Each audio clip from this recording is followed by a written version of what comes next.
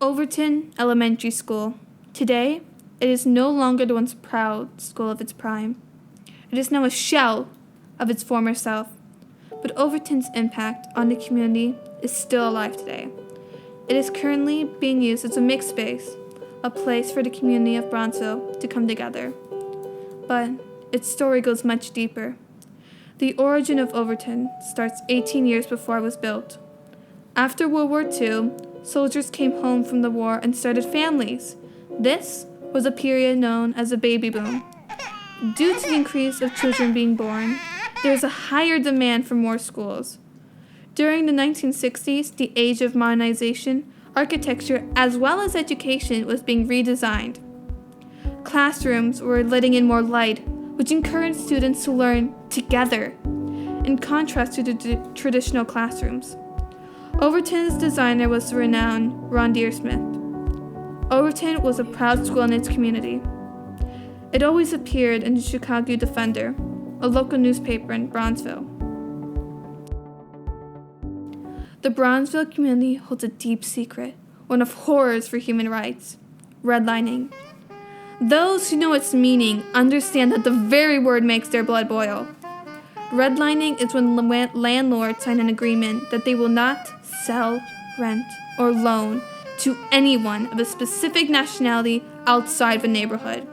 This leads to overcrowding and people in the community unable to get loans to start businesses. This act of racism leaves a scar on our city and in our country as a whole.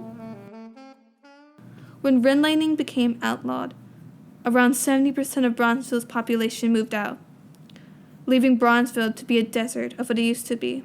But even deserts are full of life, even if you don't see it at first. The people of Bronzeville continue to stay strong.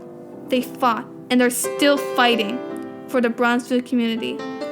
Since the 1980s, people wanted to bring back Bronzeville to its former glory as a black metropolis. In 2013, the most heartbreaking moment happened. Overton was one of the many CPS schools closed, almost exclusively in the South Side, due to low performance and low attendance. Don't worry, the sun will shine in Overton again, because the community did not turn a blind eye.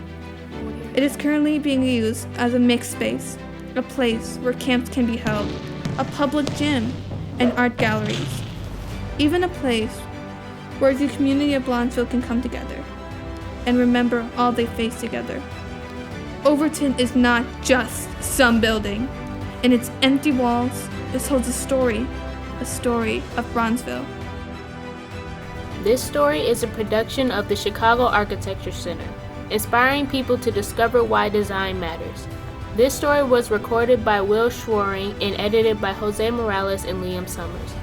Researched by Ashley Young and hosted by Eliana Debates.